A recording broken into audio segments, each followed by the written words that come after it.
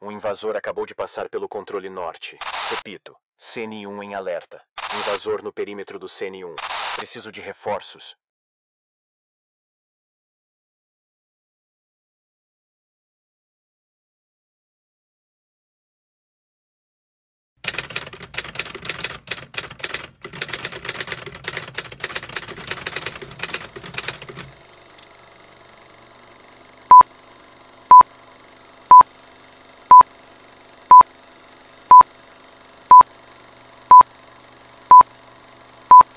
Eu não tinha nada naquele momento.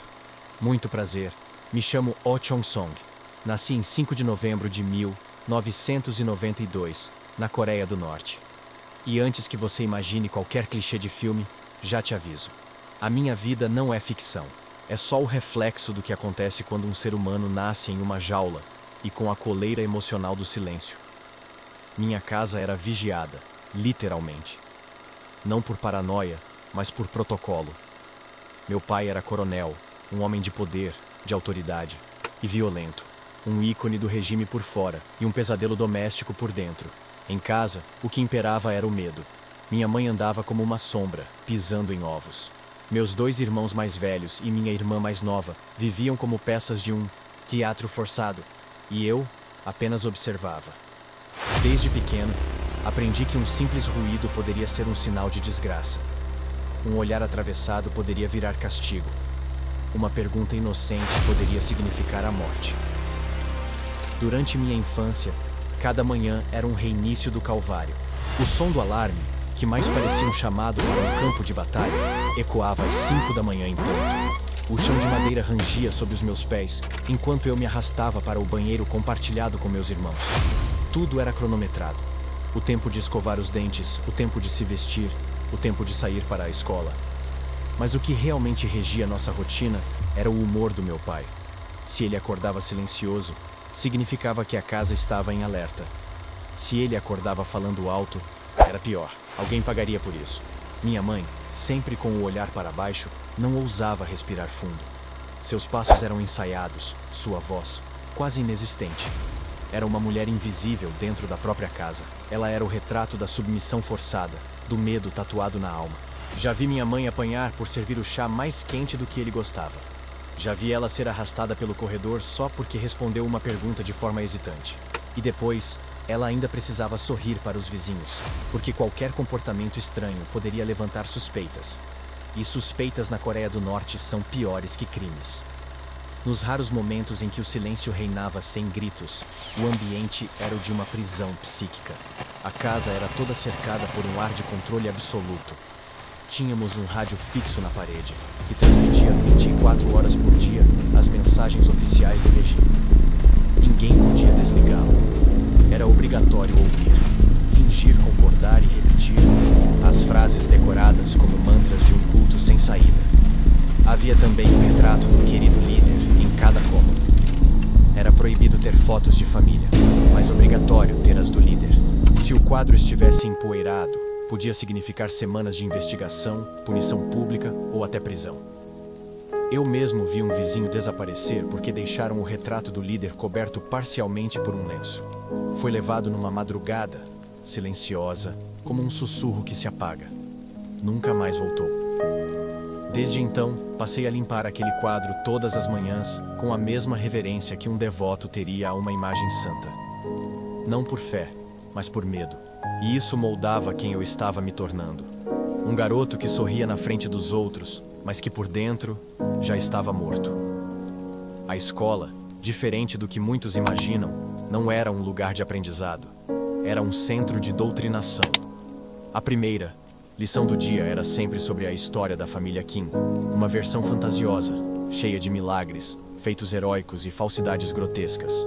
Eu aprendi a escrever copiando frases como "O líder pensa por nós" e "Somos filhos do grande sol da nação". Nossas redações eram sempre monitoradas, corrigidas não por gramática, mas por lealdade.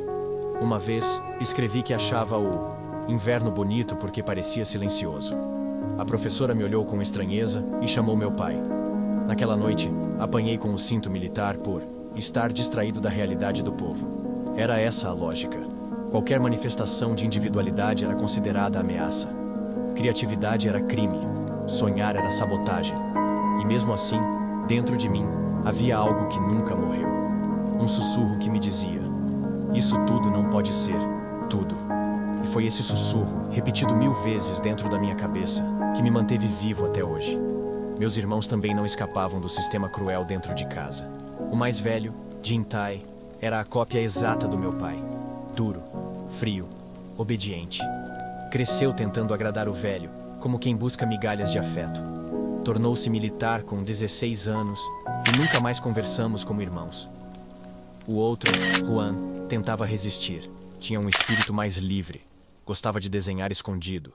Fazia caricaturas do líder com carvão. Um dia, fui chamado por ele no celeiro dos fundos.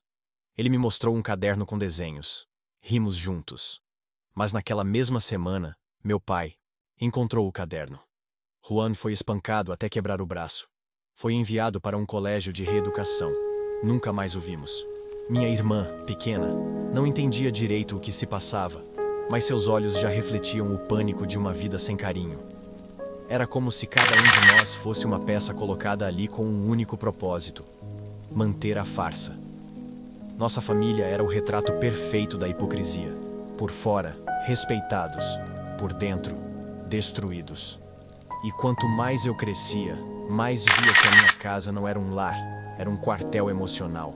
E meu pai era o general do medo. Havia um ritual que se repetia todo mês, uma reunião com oficiais, feita em nossa sala. Meu pai sempre exigia silêncio absoluto.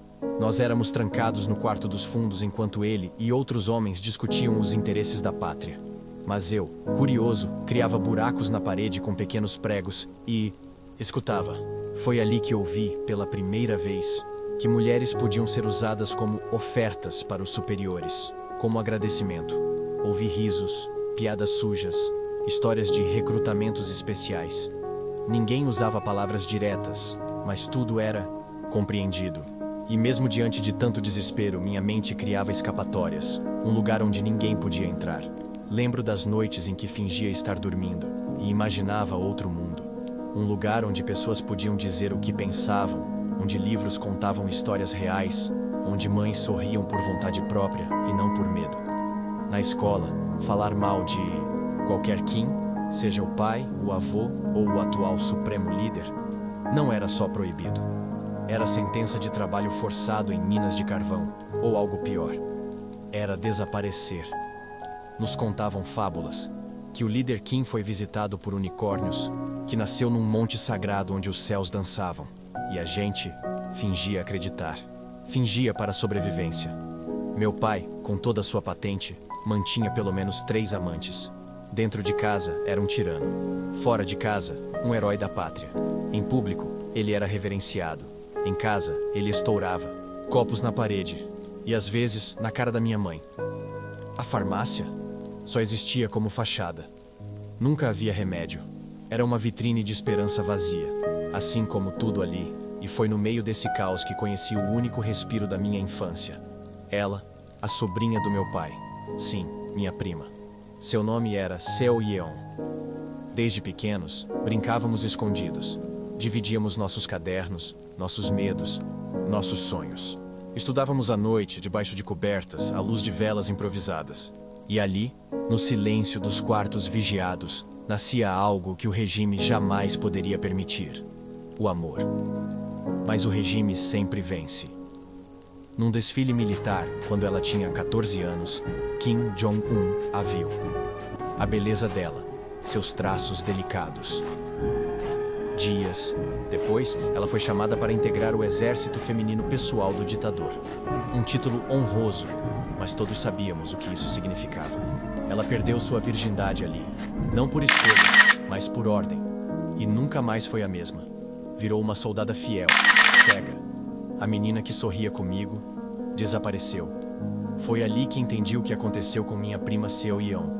Aquela menina doce, de olhos vivos, havia sido engolida por esse sistema sujo e corrompido.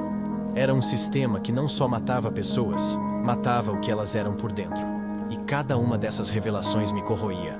A raiva foi crescendo, silenciosa, como veneno. Porque a partir daquele momento percebi, eu não odiava só o regime, Eu odiava o que meu pai se tornou. Eu odiava o que ele fez conosco. E mais ainda, eu odiava o que ele nos impediu de ser. Me lembro que às vezes pegava folhas de jornais velhos, riscava por cima com carvão e criava minhas próprias histórias. Um mundo onde Seo-yeon nunca foi levada. Onde meu pai era apenas um fazendeiro, não um coronel cruel. Onde minha mãe era livre para cantar enquanto lavava a louça. Esses pequenos devaneios eram o meu oxigênio. Era o meu ensaio de liberdade.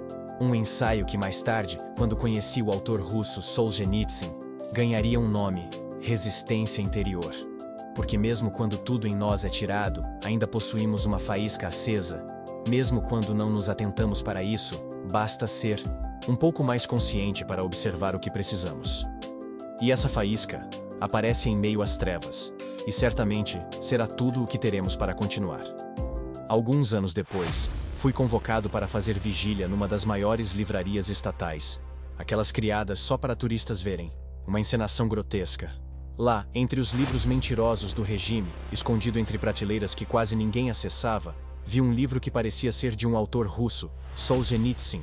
Não sabia direito o que era. Mas algo me chamou para ler aquele livro. Eu tinha me identificado com capa que trazia soldados em campos de concentração. Mais tarde vi que se tratava de um escritor russo que enfrentou perseguição política e prisão sob o regime soviético, onde seus escritos refletiam sua luta pela liberdade e sua crítica à opressão, que havia recebido um prêmio Nobel de Literatura em 1970 por suas obras, e uma frase ecoava fortemente em minha cabeça. O que me transformou, me fez acordar: você só tem poder sobre as pessoas enquanto não tira tudo delas. E não tinha mais nada do que tirar de mim. A minha garrafa estava vazia, e eu preciso enchê-la. O fato é que naquele momento, não hesitei, como em um ato de loucura, enfiei o livro por dentro da calça e saí. Se fosse pego, prisão perpétua ou morte. Mas a curiosidade era maior que o medo. Em casa criei um disfarce. Colocava páginas do livro entre as revistas oficiais do regime. Lia em pedaços. Me escondia no banheiro.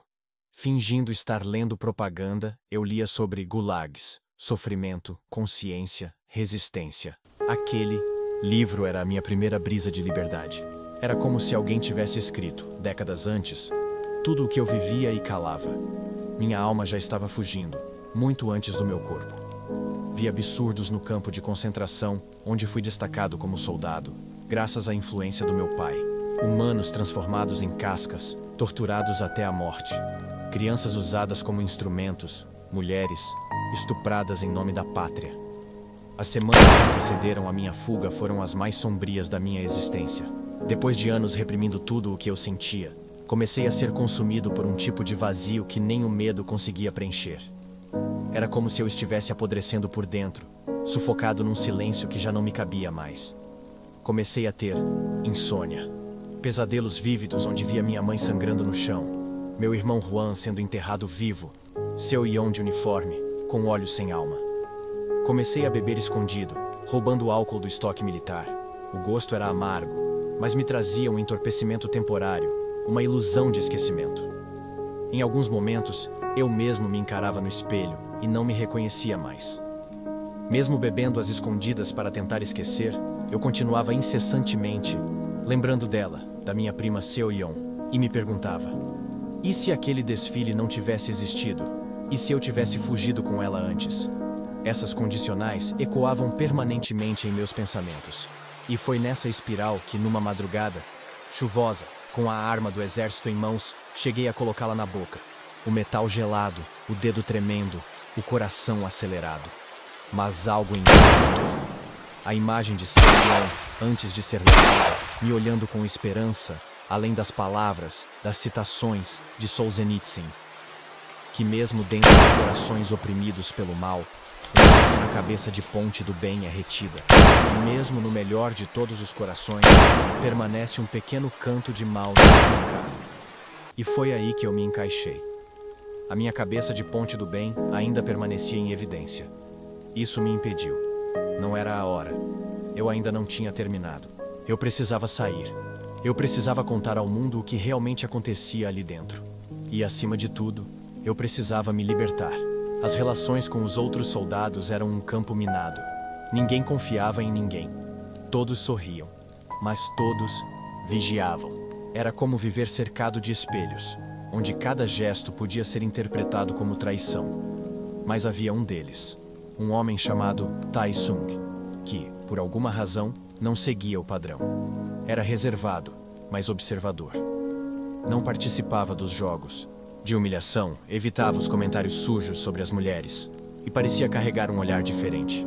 Um olhar cansado. Um dia, durante um turno noturno, ele me disse em voz baixa: "Você também sente que isso tudo é uma mentira, não é?" Aquela frase, dita quase como um suspiro, me atingiu em cheio. Não respondemos nada naquela hora, mas, a partir dali, nossas trocas ficaram mais frequentes. Conversávamos em códigos, por gestos, às vezes escrevendo em folhas que queimávamos em seguida. Foi ele quem me deu uma chave, a do jipe usado para transporte de mantimentos. Disse que um dia também pensava em fugir, mas que já não tinha forças. "Se você for, leve minha alma com você", ele disse, sem dramatismo. Era apenas um homem derrotado. Nunca mais o vi. Mas até hoje, cada vez que escuto o motor de um carro ligado, penso nele. Pouco antes da minha fuga, uma série de desaparecimentos começou a acontecer. Um soldado foi encontrado enforcado no alojamento. Uma cozinheira sumiu depois de chorar, na frente das câmeras. E um menino de apenas 12 anos, acusado de pensar diferente, foi executado publicamente. O clima era de paranoia total. As patrulhas aumentavam a cada instante e os interrogatórios também. Eu tinha que manter a aparência. Marchava, gritava os slogans do regime, sorria nos momentos certos, mas por dentro eu estava gritando. Passei a dormir com roupas escondidas debaixo da cama, com comida roubada guardada em latas, e estudei obsessivamente os mapas militares, buscando o menor ponto de vigilância entre os portões, o melhor horário. Todo o meu corpo tremia de ansiedade, como se uma parte de mim já soubesse que o momento estava chegando. O difícil não era só fugir. Era não enlouquecer antes disso. Era manter o rosto impassível enquanto dentro de mim o desespero já rugia pronto para explodir. Porque na Coreia do Norte, a maior arma do regime é fazer você se convencer de que nunca será livre. A dor de deixar minha mãe foi um dos fardos mais cruéis dessa decisão. Nos dias que antecederam a minha fuga, eu a observava em silêncio. Ela já não era mais uma mulher, era um retrato. Cozinhava sem sabor, andava sem destino, olhava sem ver. Tentei conversar com ela uma última vez. Falei que talvez fosse possível outro caminho. Ela apenas colocou a mão sobre minha cabeça, como fazia quando eu era criança, e murmurou: "Se você for, não olhe para trás." Foi a última coisa que ela me disse. E naquele momento, eu entendi. Ela já sabia, sempre soube, mas escolheu ficar. Por medo? Talvez. Por amor aos filhos? Provavelmente. Por não saber mais quem ela era fora da prisão emocional que vivia? Com certeza. E foi com esse peso de deixá-la para trás que saí naquela tarde de novembro. Cada passo até o jipe foi uma sentença. Cada barulho, uma possível emboscada. Era dia 13 de novembro de 2017. Ao entardecer, por volta das 5:30 da tarde. Horário da troca de turno, onde muitos ainda descansavam da rotina exaustiva, da falsa normalidade imposta por 3 refeições racionadas e frias, que se tratava de um luxo para os padrões do inferno. Sim, éramos considerados privilegiados, acredite. Porque enquanto eu mastigava bolos de arroz endurecidos, do outro lado da cidade, idosos morriam sentados em bancos abandonados. Roubei o jipe pouco antes do portão norte ser revezado pelos soldados mais jovens. Era o único horário em que os experientes descansavam aquele breve intervalo entre a rotina e o caos. E finalmente liguei o motor. Algo dentro de mim gritou: "É agora, ou nunca." E mesmo com os tiros rasgando o ar, mesmo com o corpo implorando para parar, eu continuei. Porque naquele instante, pela primeira vez na vida, eu não estava obedecendo ordens. Eu estava obedecendo a mim mesmo. O motor ligou baixo, mas vivo. Acelerei e não olhei para trás. Fiz exatamente o que minha mãe havia me pedido. Em segundos, a zona desmilitarizada se aproximava. E com ela, os primeiros tiros. 1, 2, 3. Depois perdi a conta. Senti a dor, mas não parei. Um tiro no braço, outro de raspão. Um que quase me partiu a coluna. E mesmo assim, Continuei. Naquele momento, não era mais um corpo, era só vontade. Sorri. Sim, eu sorri. Porque mesmo com o corpo sangrando, eu não era mais deles. Sofri um apagão repentino em meio à dor e acordei 5 dias depois em um hospital militar de Seul. Os primeiros dias fora da Coreia do Norte foram um choque. Não só cultural, mas existencial. Acordar em um hospital de Seul, com luzes artificiais, cheiro de desinfetante e pessoas falando baixo ao redor, foi como nascer de novo. Eu mal conseguia abrir os olhos. O corpo estava fraturado, mas a mente, estava ainda mais danificada. Tudo ao meu redor parecia irreal. A forma como os médicos falavam comigo, com gentileza. O modo como as enfermeiras me olhavam, sem desconfiança. Era estranho. Eu ficava esperando um tapa, uma afronta, uma ordem, um grito, mas não veio. No hospital, ao invés de ordens, me perguntavam como eu estava me sentindo. E eu não sabia responder. Como responder isso depois de décadas sem ser ouvido? Chorava, à noite, e chorava baixo, porque meu instinto ainda me dizia que demonstrar emoção era fraqueza. Levei semanas para aceitar que eu podia chorar em voz alta, que eu podia demonstrar pela primeira vez os meus sentimentos. Os interrogatórios começaram logo depois da alta médica. Era parte do protocolo. O governo sul-coreano precisava confirmar minha identidade, garantir que eu não era um espião. Fui submetido a longas entrevistas com psicólogos, oficiais da inteligência e defensores dos direitos humanos. Contei minha história dezenas de vezes, em cada detalhe, cada cicatriz, cada lembrança que eu preferia esquecer. Mas foi nesse processo que percebi algo surpreendente. Quanto mais eu falava, mais real eu me sentia. Era como se cada palavra arrancada da garganta fosse um pedaço da coleira que eu carregava desde a infância. Contei sobre meu pai, sobre minha mãe, sobre Seo-yeon, sobre os castigos, os campos, o livro escondido. Houve momentos em que os oficiais choraram comigo. Sim, chorei de alívio com meus interrogadores. Nunca imaginei que isso seria possível, mas aconteceu. Porque pela primeira vez, minha dor estava sendo ouvida. E isso era libertador. Quando finalmente fui liberado para viver em sociedade, tive medo de sair pelas ruas nos primeiros 2 meses. As luzes da cidade me cegavam. Os prédios, gigantescos, pareciam ameaçadores para mim. As pessoas andando apressadas, falando ao celular, rindo alto, e no meu entendimento mais ignorante, me parecia uma ilusão como em um filme futurista. Lembro da primeira vez que entrei em um supermercado. Tive um ataque de pânico. Era tanta comida, tantas cores, tantas escolhas que meu cérebro entrou em colapso. Eu caí no chão e comecei a gritar. Gritar de verdade. Um funcionário veio me ajudar e quando eu tentei explicar, tudo o que consegui dizer foi: "Lá, não tinha isso." A moça chorou. Eu também. Ela me abraçou. E eu em ti. A moça chorou. Eu também. Ela me abraçou. E eu entendi naquele momento que liberdade não era só poder sair. Liberdade era poder existir. Respirar sem medo. Escolher entre maçã e banana. Simplesmente escolher qualquer coisa que eu queria. Esse era o verdadeiro milagre. Com o tempo, comecei a reconstruir quem eu era. Fiz terapia e nunca havia passado pela minha mente que alguém poderia viver disso, de ouvir o outro. Mas ali, num consultório silencioso, aprendi a dar nome aos meus fantasmas. O terapeuta me ensinou que trauma não é algo que passa com o tempo. É algo que se entende e que acolhe como aprendizado. Comecei a estudar filosofia. Primeiro impulsionado pelo livro que eu li do autor russo, Solzhenitsyn, uma inspiração para mim, depois por necessidade. Conheci Frankl, Schopenhauer, Nietzsche. Cada linha era como uma conversa que eu nunca pude ter. Descobri que havia outros, em outras épocas, que também enfrentaram a opressão, a dor, o vazio. Me senti parte de algo maior. E com isso, nasceu uma missão em mim, de contar minha história. Não por vaidade, mas porque há milhares, milhões de Gyu-nams presos do outro lado da fronteira.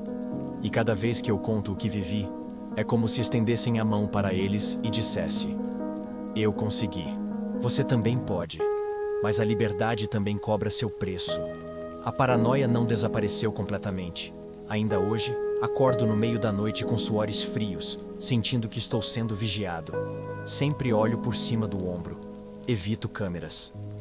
Me recuso a usar redes sociais abertas. Além de tudo que passei, meu nome virou manchete. Eu me tornei o desertor baleado. E mesmo com a terapia, ainda vivo com medo. O medo de ser encontrado. De um dia abrir a porta e dar de cara com um espião norte-coreano. Eles existem. Estão em toda parte. São treinados para parecer invisíveis. Hoje, nunca sento de costas para a porta. Nunca deixo o celular sem vigilância. Nunca falo de certos assuntos em cafés públicos.